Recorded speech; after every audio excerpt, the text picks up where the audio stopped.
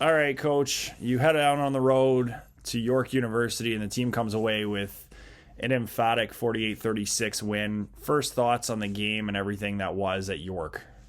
That was, you know what, happy to get the win. As I told the guys, it's hard to win on the road. But anytime we get a chance to do that and, go against a team that was ahead of us in the standings, and I thought it was very good. I thought we had good moments, some great moments in the game. And then I thought we had some moments where we weren't as good as we needed to be. But to come away with the win and do that and get ourselves back up to, 2-2 on the season, I was really proud of the guys, and the work that they put in the week showed up on the weekend. You guys essentially trade points with York, and Keegan Hall was putting on a show before he unfortunately went out with injury, but you put on an offensive show in the first quarter before things settled down. What was the message to the guys at 21-17 before things kind of started to settle down going into halftime? Well, going into halftime, we weren't very happy going in at halftime. We missed, I think we were on the 5-yard line down there. Missed some opportunities to score and really go up, knowing we were going to get the ball back. We didn't score a touchdown, went for the field goal and had that block. So there wasn't much at halftime. The conversation was more, making sure that we're locked in on every single play and making sure we're finishing our drives as an offense. That was very important. And then on special teams, when we get down there, we want to make sure that, we can't afford to take a play off, right?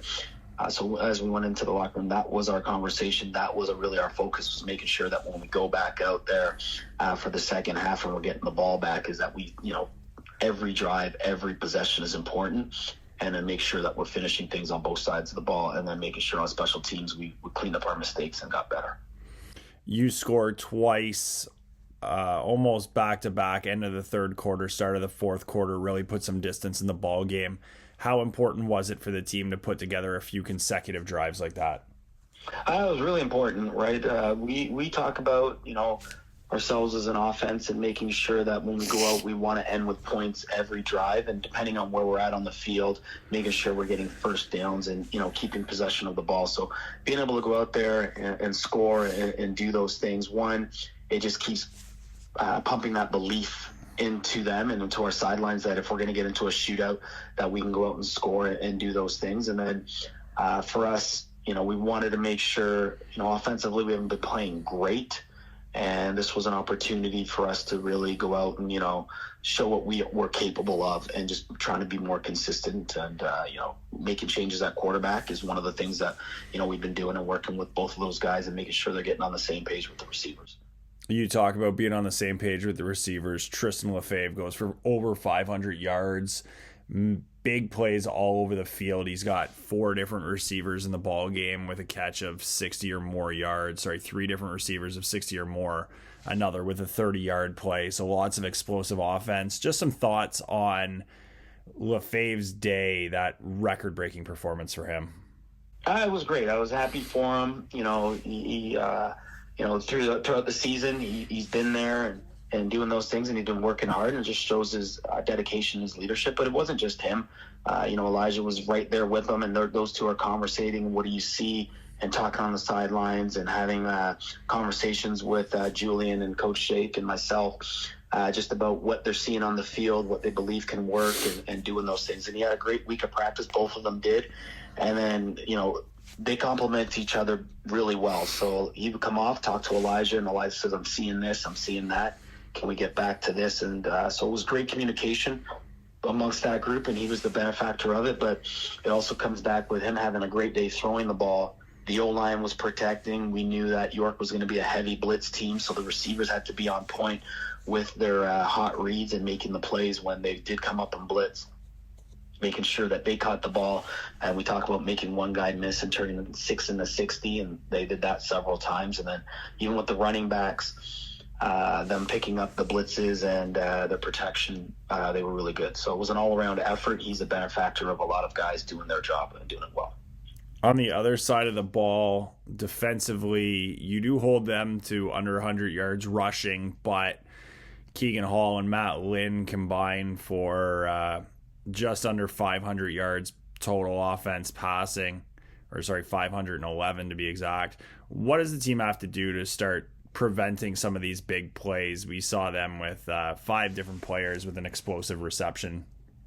Yeah, it's all communication, right? Talking to the defensive staff, and then even talking to the players yesterday as we started off this week, as we went through our corrections. It was a lot of miscommunications. We had guys moving around, and my big thing to them was we got to communicate better in the back end, and then we got to make sure up front we're doing our job. Linebackers with their drops, getting into those windows, and then the D-line getting up the field and putting pressure on the quarterbacks. If we're not getting that pressure on that, then they have all day. And then if we have miscommunication in the back end or guys not getting to their drops, that's when those explosives happen. So we make sure that that's a conscious effort this week to make sure we're working more at our communication defensively, so we're not having those mistakes and leaving guys open and having, as I would say, better eyes. Who are my eyes on? Who am I reading? What are my keys? Knowing what they are, and then make sure we're sticking to them and making sure we're all on the same page. And I think if we can eliminate some of those things and increase our communication and understanding of what we want to get done, we'll give up a lot less explosives and be better on the back end. You got Guelph coming in who have 10 sacks. They have a dual threat at quarterback. What do you have to do this week to be successful again? Same thing as we planned this past week, right? We got to protect the quarterback. That's going to be very important. They are pretty good at getting to the quarterback, so that'll be one of our keys, is how we're going to protect and what we're going to do to make sure we can keep our quarterback upright. We also have to do a better job in making sure we're establishing the run game, right? One of the things to slow a team down that wants to get after the quarterback is making sure you're not in passing downs and in second and long, where then they can go do what they have to do. So we have to make sure that we can establish the run, establish it early, so they have to concentrate on that piece of things, and then that will lead to us being able to, throw the ball down the field and get the ball out and doing those things. So it's going to take a team effort to make sure we're all on the same page offensively, so we can make sure they got some guys up front that can make some plays and keep them off our quarterbacks. All right, Coach, we will see you Saturday afternoon at Tag Park. Thank you. Thank you.